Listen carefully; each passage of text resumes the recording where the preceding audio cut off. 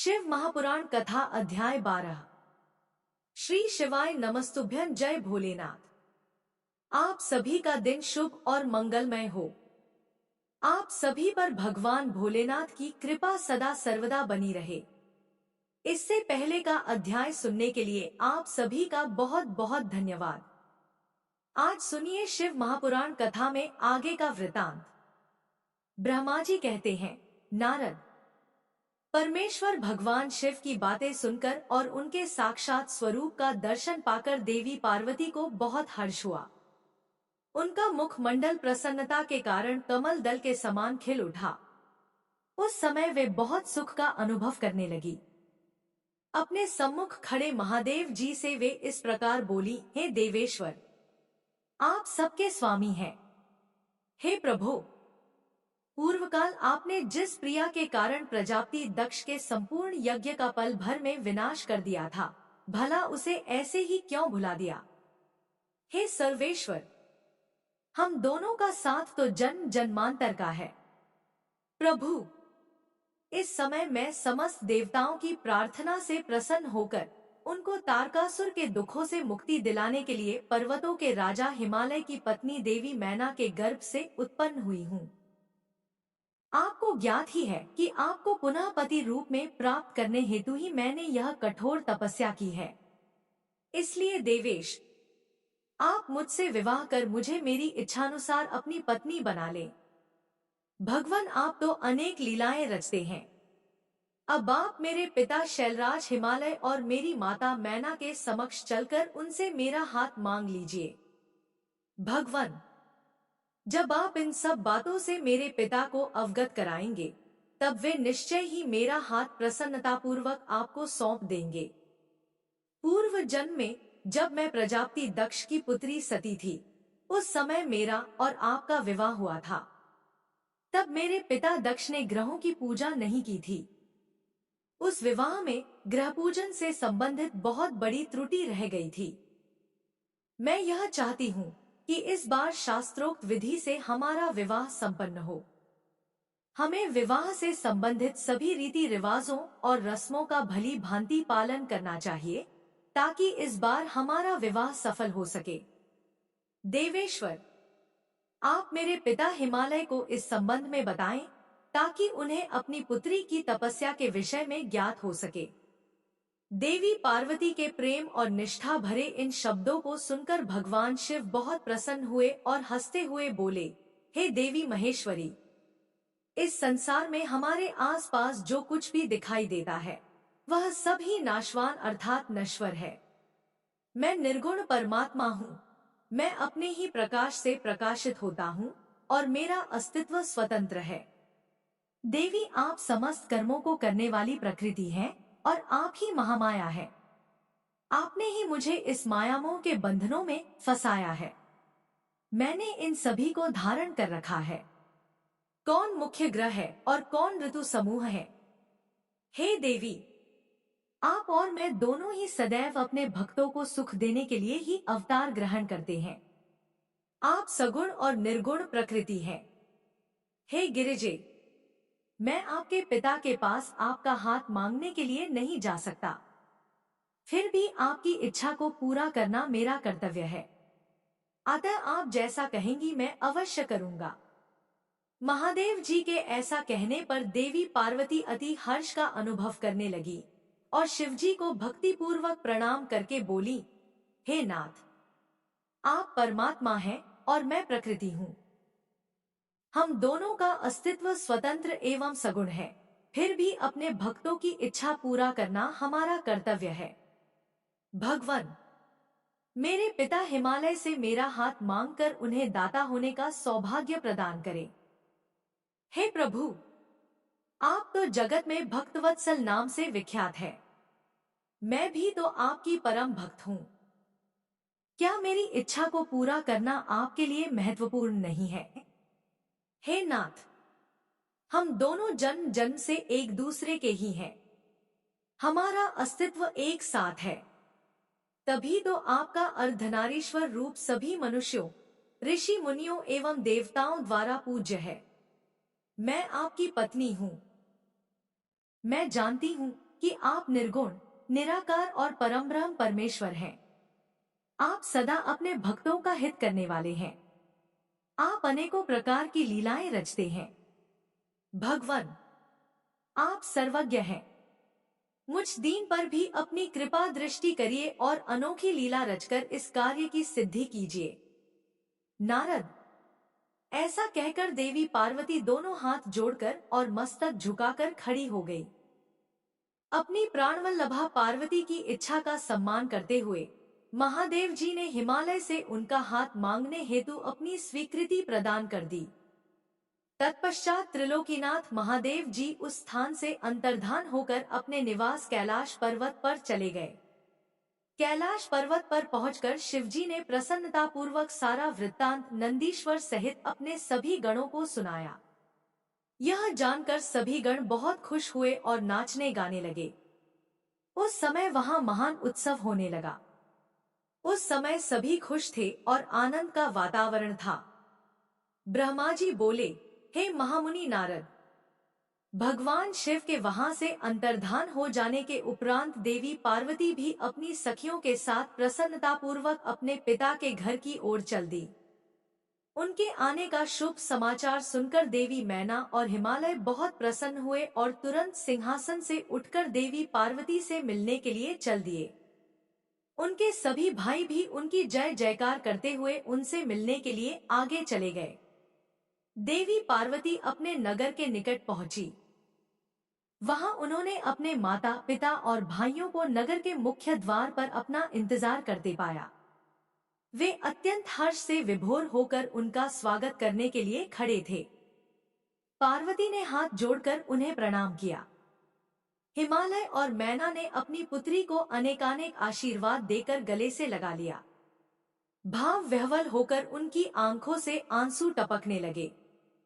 सभी उपस्थित लोगों ने उनकी मुक्त हृदय से प्रशंसा की।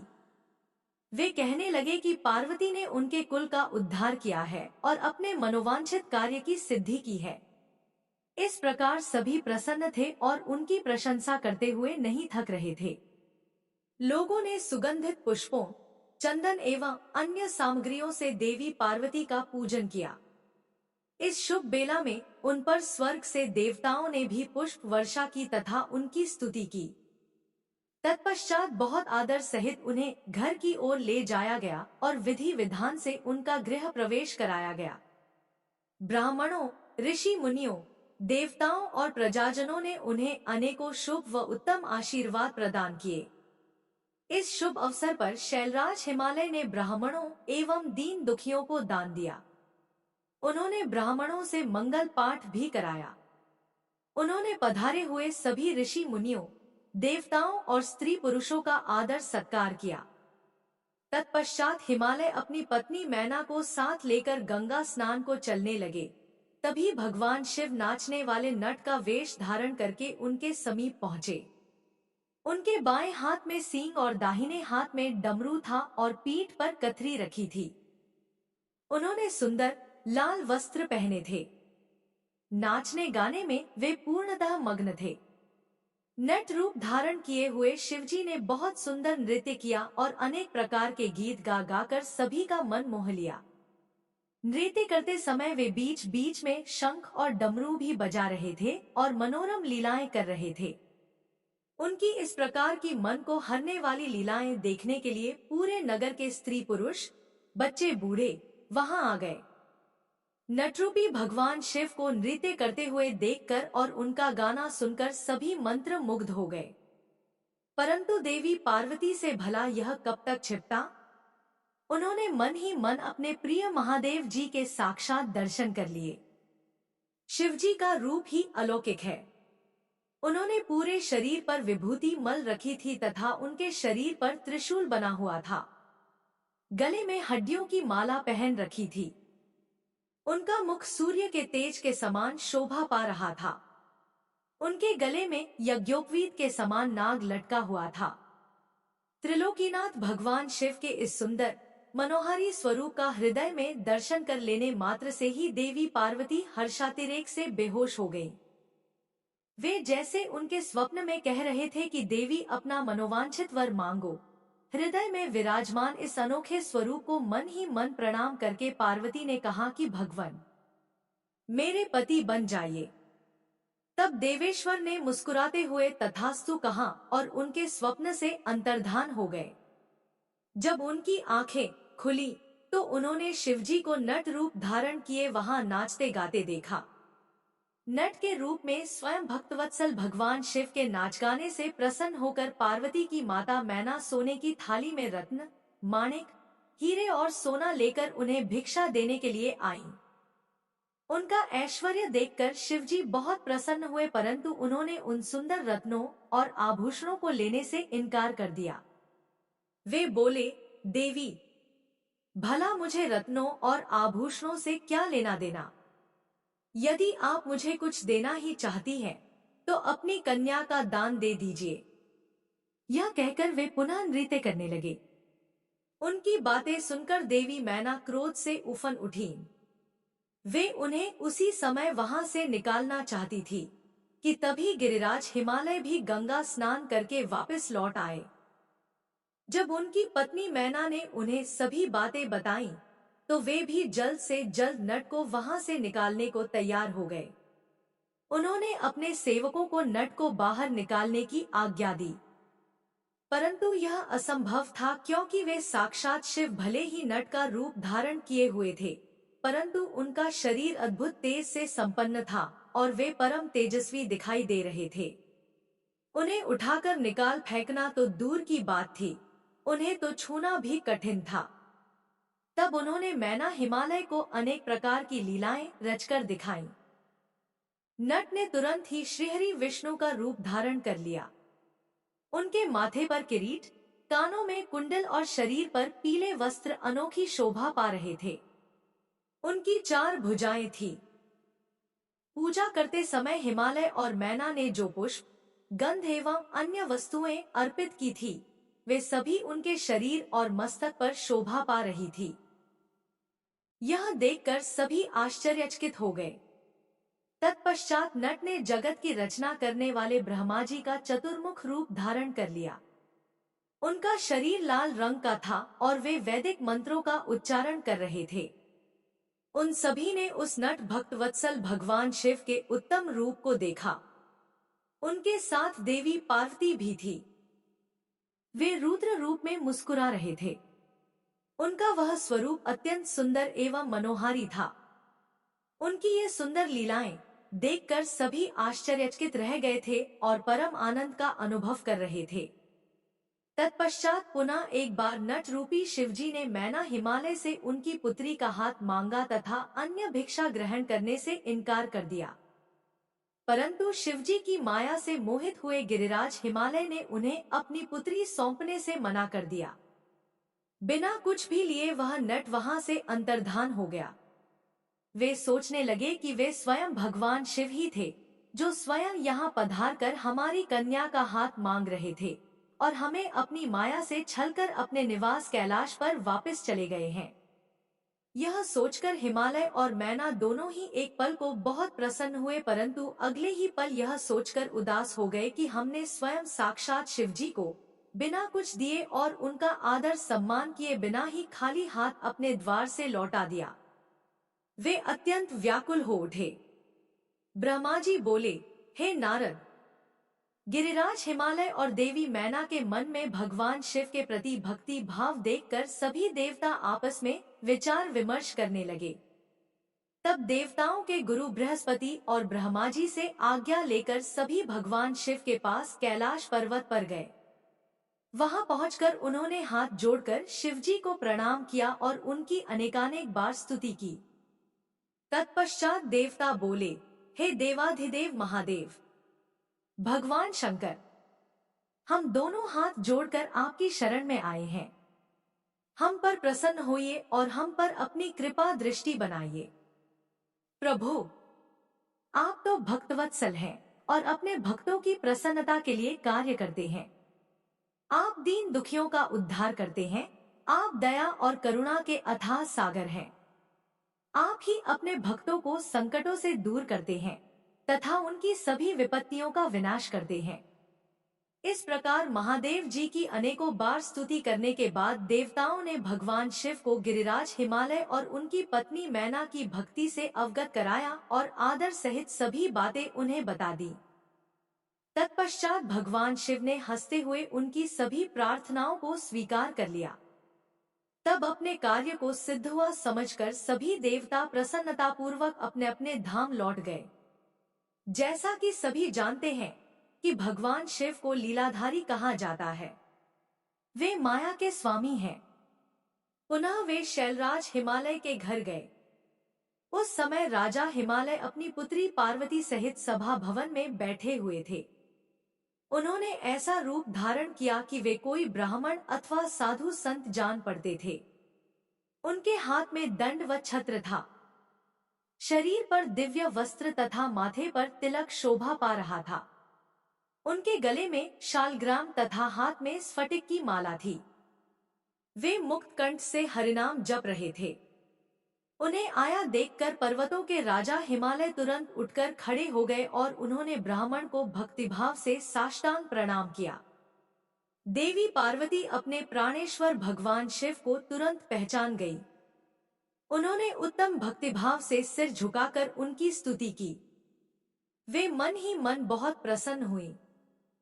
तब ब्राह्मण रूप में पधारे भगवान शिव ने सभी को आशीर्वाद दिया।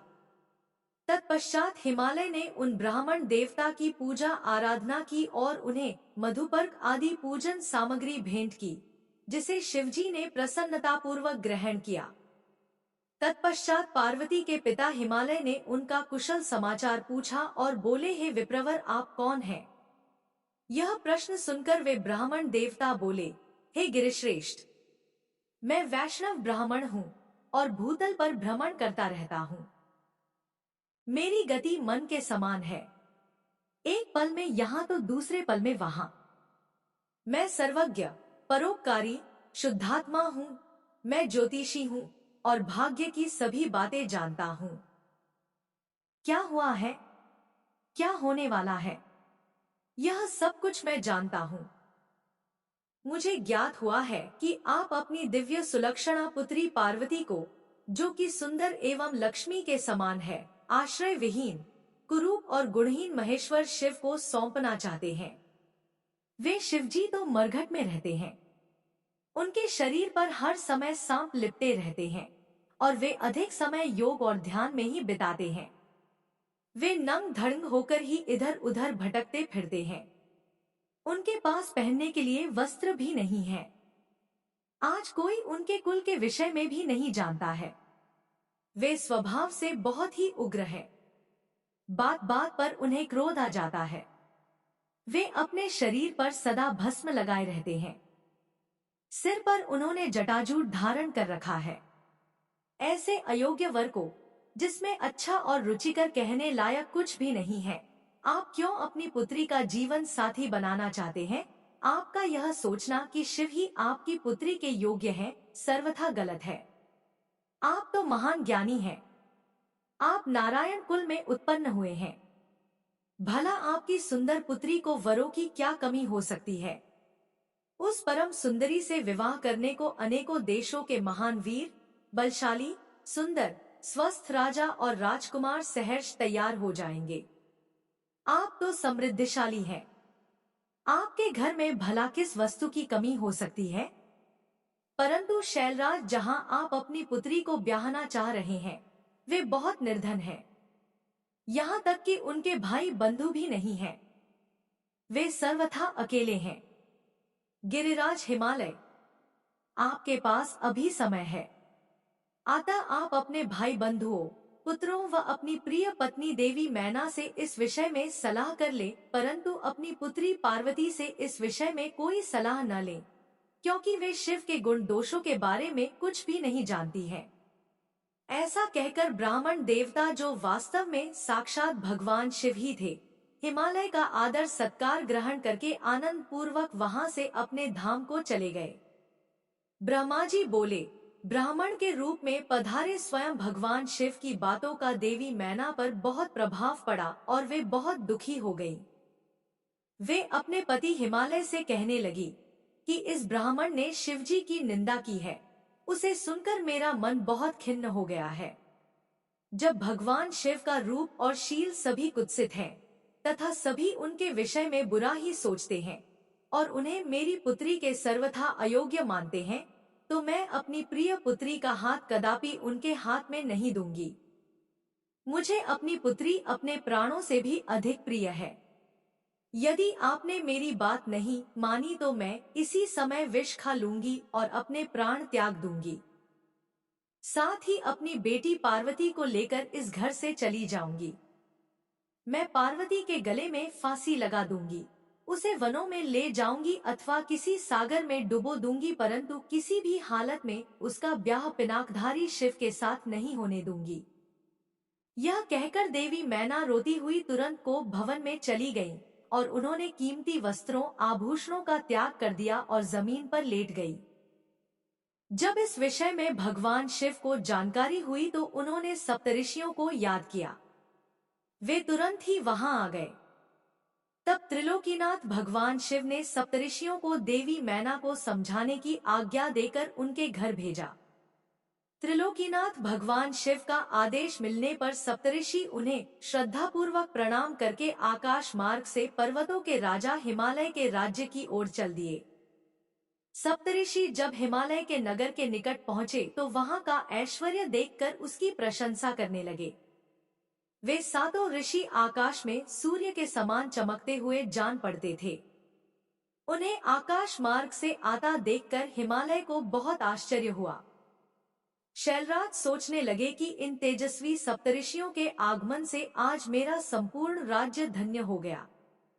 तभी सूर्य तुल्य तपस्वी सप्तऋषि आकाश से उतरकर पृथ्वी पर खड़े हो गए। गिरिराज हिमालय ने दोनों हाथ जोड़कर और अपना मस्तक झुकाकर आदरपूर्वक उन्हें प्रणाम किया और उनका पूजन तथा स्तुति की।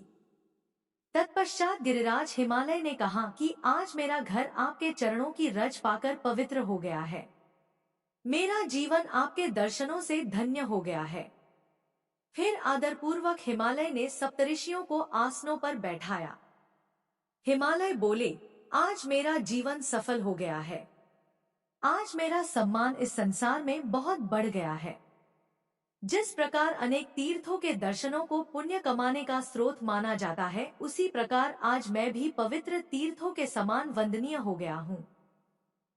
हे ऋषिगणों, आप साक्षात भगवान विष्णु के समान हैं। आपने हम दीनों के घरों की शोभा बढ़ा दी है। आज मैं स्वयं को संसार का सबसे महत्वपूर्ण व्यक्ति मान रहा हूँ। यद्यपि मैं एक तुच्छ अदना सा मनुष्य हूँ, फिर भी मेरे योग्य कोई सेवा हो तो मुझे अवश्य बताएं। आपका कार्य करके मुझे हार्दिक प्रसन्नता होगी। सप्तऋषि कहने लगे, हे शैलराज, भगवान शिव इस संपूर्ण जगत के पिता हैं। वे निर्गुण और निराकार हैं, वे सर्वज्ञ हैं। वे ही परम ब्रह्मा परमात्मा हैं और वे ही सर्वेश्वर हैं। वे ही इस जगत का आदि और अंत है। आप भली भांति त्रिलोकीनाथ भगवान शिव के विषय में सब कुछ जानते ही हैं। वे भक्तवत्सल हैं और सदा ही अपने भक्तों के अधीन हैं। तुम्हारी परम प्रिय पुत्री देवी पार्वती ने भगवान शिव को अपनी कठोर तपस्या से प्रसन्न करके अपना मनोवांछित वर प्राप्त कर लिया है। उन्होंने प्रभु शिव को पति रूप में पाने का वर प्राप्त किया है। जिस प्रकार भगवान शिव को इस जगत का पिता माना जाता है, उसी प्रकार शिवा जगत माता कही जाती है। अतः आप अपनी कन्या पार्वती का विवाह महात्मा शिव शंकर से कर दीजिए। ऐसा करके आपका जन्म सफल हो जाएगा और आप गुरुओं के भी गुरु बन जाएंगे। सप्तऋषियों के ऐसे वचन सुनकर हिमालय बोले, हे महर्षियों, मेरे अहोभाग्य हैं जो आपने मुझे इस योग्य समझकर मुझसे यह बात कही। सच कहूँ तो मेरी हार्दिक इच्छा भी यही है कि मेरी पुत्री का विवाह भगवान शिव के साथ ही हो, परंतु एक परेशानी यह है कि कुछ दिनों पूर्व एक ब्राह्मण देव हमारे घर पधारे थे। उन्होंने भक्तवत्सल भगवान शिव के विषय में अनेक उल्टी सीधी बातें की। उस वैष्णव ब्राह्मण ने शिवजी की घोर निंदा की, उन्हें अमंगलकारी बताया। ये सब बातें सुनकर मेरी पत्नी देवी मैना की बुद्धि पलट गई है। उनका समस्त ज्ञान भ्रष्ट हो गया है। अब वे अपनी पुत्री पार्वती का विवाह परम योगी रुद्रदेव से कदापि नहीं करना चाहती हैं। हे सप्तऋषियों, वे जिद करके बैठी हैं कि वे अपनी पुत्री पार्वती का विवाह भगवान शिव से नहीं करेंगी। इसलिए वे लड़ झगड़ कर सभी आभूषणों तथा राजसी वस्त्रों को त्याग कर कोप भवन में जाकर लेट गई है। मेरे बहुत समझाने पर भी वे कुछ नहीं समझ रही हैं। आपसे सच सच अपने दिल की इच्छा कहूँ तो उन वैष्णव ब्राह्मण की बातें सुनकर अब मैं भी नहीं चाहता कि मेरी पुत्री का विवाह शिवजी से हो। नारद, इस प्रकार भगवान शिव की माया से मोहित होकर गिरिराज हिमालय ने ये सब बातें कहीं और यह कहकर चुप हो गए। तब सप्तऋषियों ने कोप भवन में लेटी हुई देवी मैना को समझाने के लिए देवी अरुंधति को भेजा। अपने पति की आज्ञा पाकर देवी अरुंधति उस कोप भवन में पहुंची, जहां देवी मैना रुष्ट होकर पृथ्वी पर लेटी हुई थी और पार्वती उनके पास ही बैठकर उन्हें समझा रही थी। साध्वी अरुंधति बड़े ही मधुर स्वर में बोली, देवी मैना, उठिए, मैं अरुंधति और सप्तऋषि तुम्हारे घर पधारे हैं। देवी अरुंधति को वहां अपने कक्ष में देखकर देवी मैना उठकर बैठ गई और साक्षात लक्ष्मी के समान उन परम तेजस्विनी को देख उनके चरणों में अपना सिर रखकर बोली, आज हमारे घर में ब्रह्मा जी की पुत्रवधू और महर्षि वशिष्ठ की पत्नी अरुंधति सहित सप्तऋषियों ने पधार कर हमें किस पुण्य का फल दिया है। आपके आने से हमारा कुल धन्य हो गया है। मैं आपसे यह जानना चाहती हूँ कि आपके इस तरह यहाँ आने का क्या उद्देश्य है। देवी मैना के ऐसा कहने पर देवी अरुंधति मुस्कुराई और उन्हें समझाकर कोप भवन से बाहर उस स्थान पर ले गई, जहाँ सप्तऋषियों सहित गिरिराज हिमालय बैठे हुए थे। तब देवी मैना को वहां आया देखकर श्रेष्ठ और परम ज्ञानी सप्तर्षि भगवान शिव को मन में स्मरण कर समझाने लगे। सप्तऋषि बोले, हे शैलराज, तुम अपनी पुत्री पार्वती का विवाह त्रिलोकीनाथ भक्तवत्सल भगवान शिव से कर दो। वे तो सर्वेश्वर हैं, वे कभी भी किसी से याचना नहीं करते। जगत की रचना के स्रोत ब्रह्मा जी ने तारकासुर को यह वरदान दिया है कि केवल शिव पुत्र के हाथों ही उसका वध होगा। इस समय तारकासुर के कारण तीनों लोकों में हाहाकार मचा हुआ है। उसने देवराज इंद्र सहित सभी देवताओं को स्वर्ग से निकाल दिया है। साथ ही वह निर्दोष लोगों का भी शत्रु बन बैठा है। साधुओं और ऋषिमुनियों को यज्ञ नहीं करने देता तथा उनकी पूजा उपासना को तारकासुर के सैनिक समय समय पर नष्ट कर देते हैं। उन्होंने सभी के जीवन को कष्टकारी बना रखा है। इस संसार में व्याप्त बुराइयों और दुष्प्रवृत्तियों के विनाश के लिए संहारक रुद्रदेव का पुत्र ही सबसे उपयुक्त है। उस वीर और बलवान पुत्र की प्राप्ति के लिए आवश्यक है कि भगवान शिव विवाह कर ले। इसलिए ब्रह्मा जी ने भगवान शिव से विवाह करने की प्रार्थना की है। यह सर्वविदित है कि भगवान शिव परम योगी है और विवाह के लिए उत्सुक नहीं है। तुम्हारी पुत्री पार्वती ने भगवान शिव की कठोर तपस्या करके शिव को अपना पति बनाने के लिए वर प्राप्त किया था। यही कारण है कि महादेव जी देवी पार्वती का पानी ग्रहण करना चाहते हैं। सप्तऋषियों की यह बात सुनकर हिमालय विनयपूर्वक बोले, हे ऋषिगण, आपकी बातें सही हैं, परंतु जहाँ तक मैं जानता हूँ, शिवजी के पास न तो रहने के लिए घर है, न ही कोई नाते रिश्तेदार हैं और न ही बंधु बांधव है। उनके पास कोई राजपाट भी नहीं है और न ही वे ऐश्वर्य और विलासिता का जीवन ही जीते हैं। आप वेद विधाता ब्रह्मा जी के पुत्र हैं, इसलिए मैं आपका आदर और सम्मान करता हूँ। आप परम ज्ञानी हैं और यह जानते हैं कि जो पिता काम, मोह, भय अथवा लोभ के कारण अपनी कन्या का विवाह अयोग्य वर से कर देते हैं, वे मरने के बाद नरक के भागी होते हैं। इसलिए मैं कोई ऐसा कार्य नहीं करना चाहता जिससे मैं नरक का भागी बनूं। मैं अपनी प्रिय पुत्री पार्वती का विवाह स्वेच्छा से कभी भी शूलपाणी शिव के साथ नहीं करूंगा। यही मेरा और मेरी पत्नी मैना दोनों का फैसला है। हे महर्षियों, आप परम ज्ञानी और समझदार हैं, इसलिए हमारे लिए उचित विधान को बताकर हमें कृतार्थ करें। ब्रह्मा जी बोले, हे नारद, हिमालय के कहे वचनों को सुनकर महर्षि वशिष्ठ बोले, हे शैलराज, भगवान शंकर इस संपूर्ण जगत के पिता हैं और देवी पार्वती इस जगत की जननी है। शास्त्रों की जानकारी रखने वाला उत्तम मनुष्य वेदों में बताए गए 3 प्रकार के वचनों को जानता है। पहला वचन सुनते ही बड़ा प्रिय लगता है, परंतु वास्तविकता में वह असत्य व अहितकारी होता है। इस प्रकार का कथन हमारा शत्रु ही कह सकता है। दूसरा वचन सुनने में अच्छा नहीं लगता, परंतु उसका परिणाम सुखकारी होता है। तीसरा वचन सुनने में अमृत के समान लगता है तथा वह परिणामतः हित करने वाला होता है। इस प्रकार नीति शास्त्र में किसी बात को कहने के 3 प्रकार बताए गए हैं। आप इन तीनों प्रकार में किस तरह का वचन सुनना चाहते हैं? मैं आपकी इच्छानुसार ही बात करूंगा। भगवान शंकर सभी देवताओं के स्वामी हैं। उनके पास दिखावटी संपत्ति नहीं है। वे महान योगी हैं और सदैव ज्ञान के महासागर में डूबे रहते हैं। वे ही सबके ईश्वर हैं।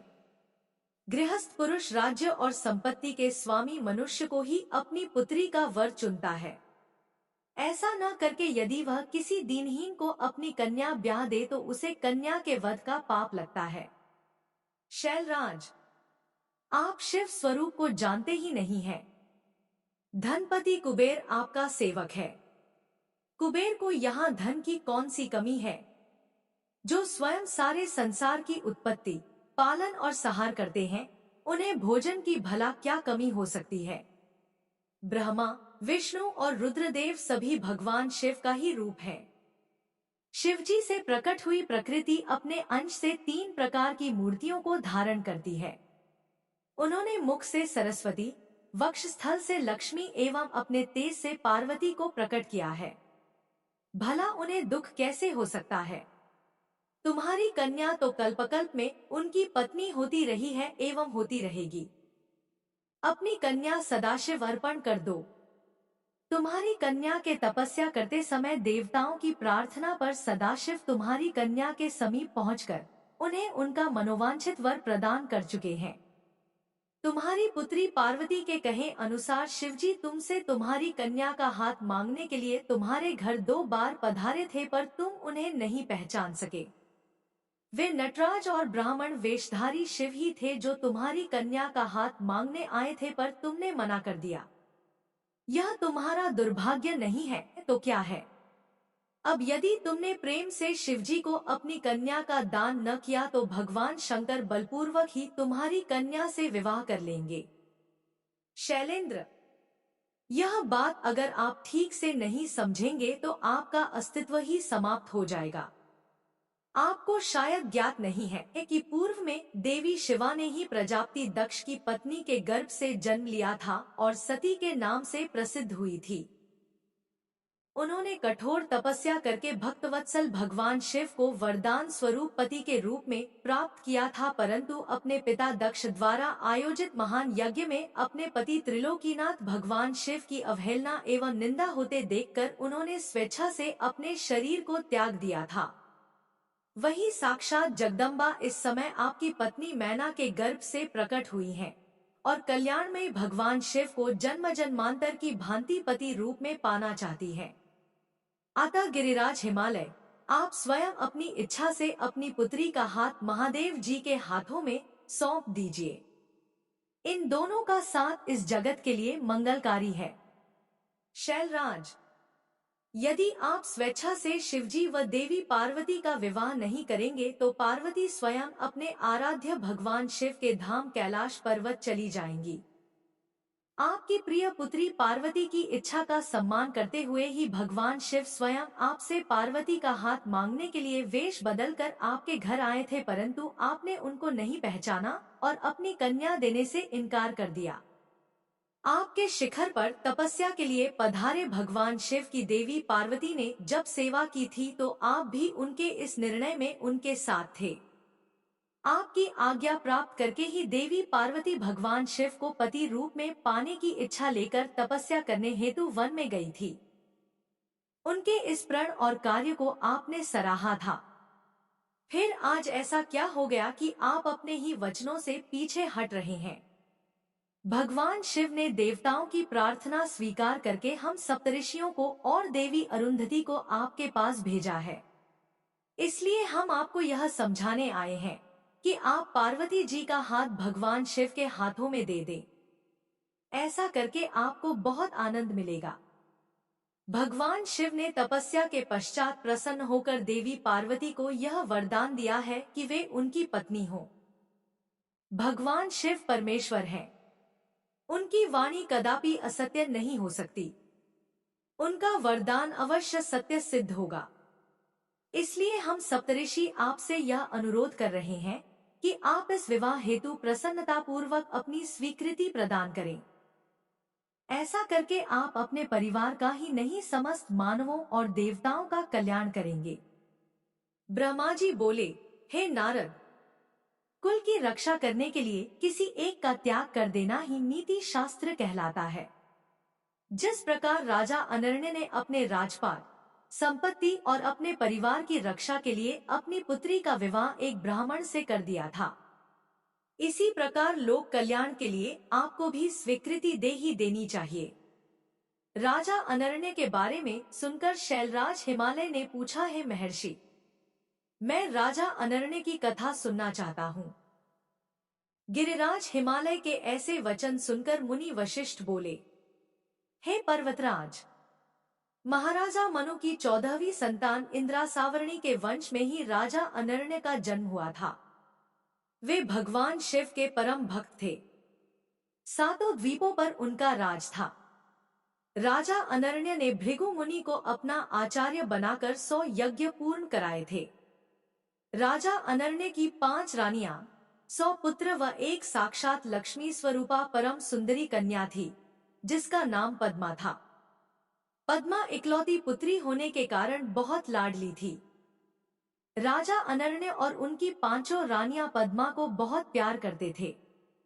राजा बहुत ही सरल, न्यायप्रिय व उदार थे।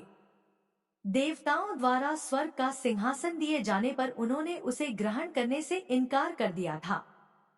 जब राजा अनर्ण्य की प्रिय पुत्री पद्मा विवाह के योग्य हुई तो राजा अनर्ण्य को उसके विवाह की चिंता सताने लगी। पद्मा के लिए योग्य वर की खोज शुरू हो गई। चारों दिशाओं में सुयोग्य वर की तलाश की जा रही थी। अनेकों राजाओं को पत्र लिखे गए। एक दिन संयोगवश देवी पद्मा वन में विहार के लिए अपनी सखियों के साथ गई हुई थी। वहां तपस्या करके लौट रहे ऋषि पिप्पलाद की दृष्टि पद्मा नाम की उस सुंदरी पर पड़ गई। वे उसकी सुंदरता पर मोहित हो गए। वे उस सुंदरी को मन में बसाए हुए ही अपनी कुटिया पर पहुंच गए। सुंदरी का सौंदर्य पिप्पलाद के मन मस्तिष्क में धंस गया था। एक दिन ऋषि पिप्पलाद पुष्पा भद्रा नामक नदी में स्नान करने गए। संयोगवश राजा अनर्ण्य की परम सुंदरी पुत्री पद्मा भी वहां उपस्थित थी। उसे पुनः देखकर ऋषि पिप्पलाद के मन की इच्छा पूरी हो गई। उन्होंने पद्मा की सखियों और सैनिकों से उसका परिचय प्राप्त कर लिया। वहीं कुछ मनुष्यों ने ऋषि की हंसी उड़ाते हुए कहा कि ऋषि जी, आपका मन देवी पद्मा पर मुग्ध हो गया है तो आप महाराज से उन्हें मांग क्यों नहीं लेते। इस प्रकार के वचन सुनकर पिप्पलाद लज्जित तो हुए, परंतु उनके दिल में सुंदरी पद्मा को पाने की इच्छा कम न होकर और बलवती हो गई। स्नान, नित्य कर्म और शिव पूजन आदि से निवृत्त होकर मुनि पिप्पलाद राजा अनर्ण्य की सभा में चले गए। अपने दरबार में मुनि को पधारा देखकर राजा अनर्ण्य ने चरण छूकर उनका अभिवादन किया तथा विधिवत पूजन करने के पश्चात उन्हें आसन पर बैठाया तथा पूछा कि मैं आपकी क्या सेवा कर सकता हूँ। इस पर ऋषि पिप्पलाद बोले, राजा, आप अपनी कन्या पद्मा को मुझे सौंप दीजिए। यह सुनकर राजा चुप हो गए। इस पर पिप्पलाद मुनि कहने लगे कि राजा, यदि शीघ्र ही तुमने अपनी कन्या मुझे नहीं दी तो मैं क्षण भर में ही तुम्हें और तुम्हारे कुल को भस्म कर दूंगा। यह बात सुनकर राजा, उनकी रानियां, नौकर चाकर, दासियां सभी रोने लगे। राजा अनर्ण्य यह सोच अत्यंत व्याकुल हो उठे कि कैसे वे अपनी फूलों से भी कोमल पुत्री का हाथ एक बूढ़े ऋषि को दें। राजा इसी चिंता में डूबे हुए थे कि वे क्या करें। कि तभी वहां उनके पुरोहित और राजगुरु आ पहुंचे। राजा ने सारा वृत्तांत उन्हें सुनाया। इस पर राजगुरु बोले कि राजन, आपको अपनी कन्या का विवाह किसी से तो करना ही है, तो क्यों न उसका विवाह ऋषि पिप्पलाद से ही कर दिया जाए। इससे आपके कुल की भी रक्षा हो जाएगी। यह ब्राह्मण इस कुल का विनाश कर दे, इससे तो अच्छा है कि पद्मा का विवाह इन्हीं से हो जाए। इस प्रकार अपने राजपुरोहित और राजगुरु के वचन सुनकर राजा अनन्य ने अपने कुल की रक्षा करने के लिए अपनी कन्या को वस्त्र आभूषणों से अलंकृत करा उसे ऋषि पिप्पलाद को अर्पित कर दिया। तत्पश्चात देवी पद्मा और ऋषि पिप्पलाद का वैदिक रीति से परिणयोत्सव संपन्न हुआ तथा राजा ने प्रसन्नतापूर्वक अपनी पुत्री को विदा कर दिया। राजा अनन्य से विदा लेकर ऋषि पिप्पलाद अपनी पत्नी पद्मा को साथ लेकर अपने आश्रम पर पहुँचे। इस शोक में कि हमने अपनी पुत्री को एक वनवासी बूढ़े को सौंप दिया है, राजा अनन्य राजपाट छोड़कर वन में चले गए। अपने पति और पुत्री की याद में रो रो कर रानी ने अपने प्राण त्याग दिए। उनके घर परिवार में चारों ओर दुख ही दुख था। राजा अनन्य ने शिव कृपा से शिवलोक को प्राप्त किया। तत्पश्चात उनके पुत्र कीर्तिमान ने राज्य किया और उनके कुल का नाम चारों ओर फैला। इसलिए हे हिमालय राज, आप अपनी पुत्री को भगवान शिव को अर्पण करके अपने राज्य, कुल और धन की रक्षा करके सभी देवताओं को अपने अधीन कर लीजिए। नारद जी। शैलराज हिमालय राजा अनन्य की कथा सुनकर बोले कि हे मुनि वशिष्ठ, आपने मुझे बहुत ही उत्तम कथा सुनाई है। अब मुझ पर कृपा करके मुझे ऋषि पिप्पलाद और देवी पद्मा के विवाह से आगे की भी कथा सुनाइए। पद्मा को पत्नी बनाकर ऋषि कहाँ गए और उन्होंने क्या किया?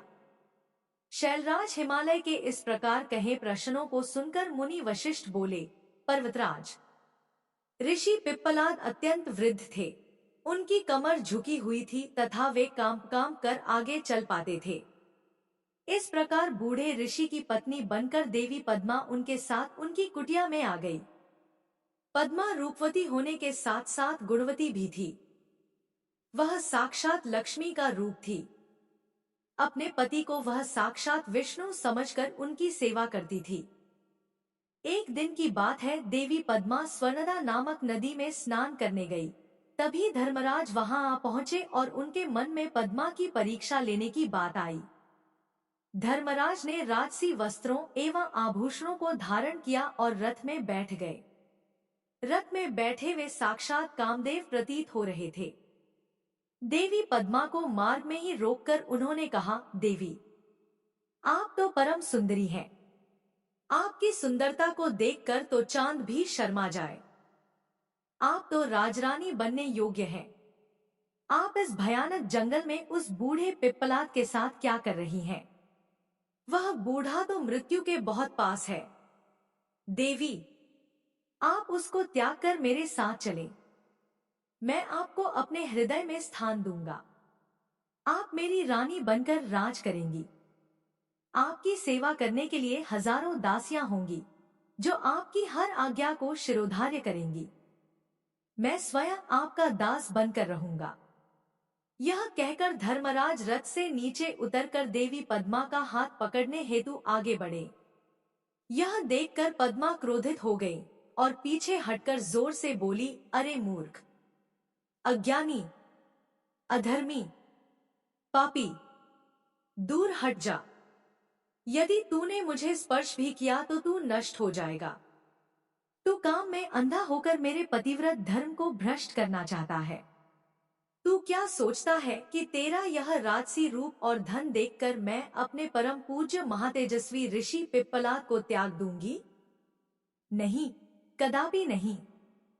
याद रख, यदि तू मुझे बुरी नजर से देखेगा भस्म हो जाएगा।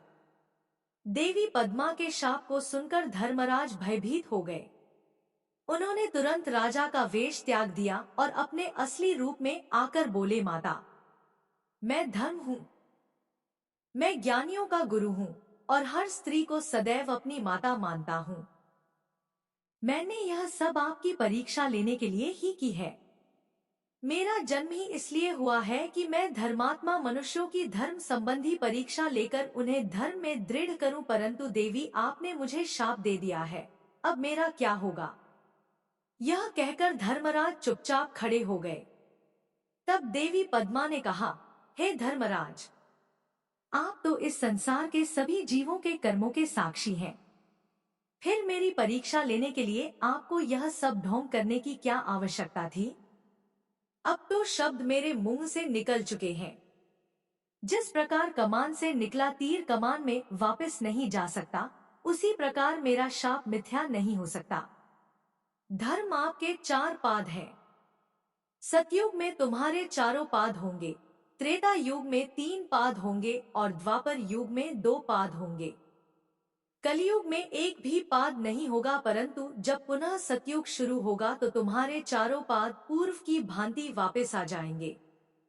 पद्मा के वचनों को सुनकर धर्मराज प्रसन्न हो गए और कहने लगे, देवी आप धन्य हैं। आप अति पतिव्रता है। आपका अपने पति से अटूट प्रेम है। आप सदा ही उनके चरणों से प्रेम करोगी। मैं आपके पतिव्रत धर्म से प्रसन्न होकर आपको वरदान देता हूँ कि आपके पति जवान हो जाएं तथा उनकी जवानी स्थिर रहे। वे मार्कंडेय के समान दीर्घायु हों, कुबेर के समान धनवान तथा इंद्र के समान सुंदर एवं वैभव संपन्न हों। देवी आपको शीघ्र ही 10 पुत्रों की प्राप्ति होगी, जो कि गुणवान व दीर्घायु होंगे। यह कहकर धर्म अंतर्धान हो गए और देवी पद्मा अपने घर वापस आ गई। उसने घर पहुंचकर देखा तो उसके पति धर्म के वरदान के अनुसार जवान हो गए थे। उनके घर में सुख विलास की सभी वस्तुएं मौजूद थी। इस प्रकार पिप्पलाद और पद्मा सुखपूर्वक जीवन व्यतीत करने लगे। कुछ समय पश्चात देवी पद्मा को 10 पुत्रों की प्राप्ति हुई, जिन्हें पाकर दंपति का जीवन खुशियों से भर गया। ब्रह्मा जी बोले, नारद, महर्षि वशिष्ठ ने राजा अनरण्य की पुत्री पद्मा और ऋषि पिप्पलाद के विवाह तथा धर्मराज द्वारा पद्मा को प्रदान किए गए वरदान की कथा सुनाकर कि पिप्पलाद स्थिर रहने वाले यौवन के स्वामी होंगे, इंद्र के समान सुंदर व वैभव से संपन्न होंगे और 10 सर्वगुण संपन्न पुत्रों की उन्हें प्राप्ति होगी। शैलराज हिमालय से कहा कि राजन, मैं आपसे प्रार्थना करता हूँ कि आपके और आपकी पत्नी मैना के मन में जो भी नाराजगी है, उसे भूलकर आप अपनी पुत्री पार्वती का विवाह त्रिलोकीनाथ महादेव जी के साथ कर दें। आज से 1 सप्ताह बाद का मुहूर्त, जब रोहिणी नक्षत्र में चंद्रमा अपने पुत्र बुध के साथ लग्न में स्थित होंगे, अत्यंत शुभ है। मार्गशीर्ष माह के सोमवार को लग्न में सभी शुभ ग्रहों की दृष्टि होगी। उस समय बृहस्पति भी सौभाग्य के वश में होंगे। ऐसे शुभ मुहूर्त में अपनी पुत्री पार्वती, जो कि साक्षात जगदम्बा का अवतार है, का पाणी ग्रहण भक्तवत्सल भगवान शिव से कर देने पर आप अपने आप को धन्य समझेंगे। यह कहकर ज्ञान शिरोमणि मुनि वशिष्ठ चुप हो गए। उनकी बात सुनकर मैना और हिमालय आश्चर्यचकित रह गए और अन्य पर्वतों से बोले, गिरिराज मेरु, मंदराचल, मैनाक, गंधमादन, सह्य, विंध्य, आप सभी ने मुनिराज वशिष्ठ के वचनों को सुना है। कृपया आप सब मुझे यह बताइए कि इन परिस्थितियों में मुझे क्या करना चाहिए। आप सभी इस संबंध में मुझे अपने विचारों से अवगत कराइए।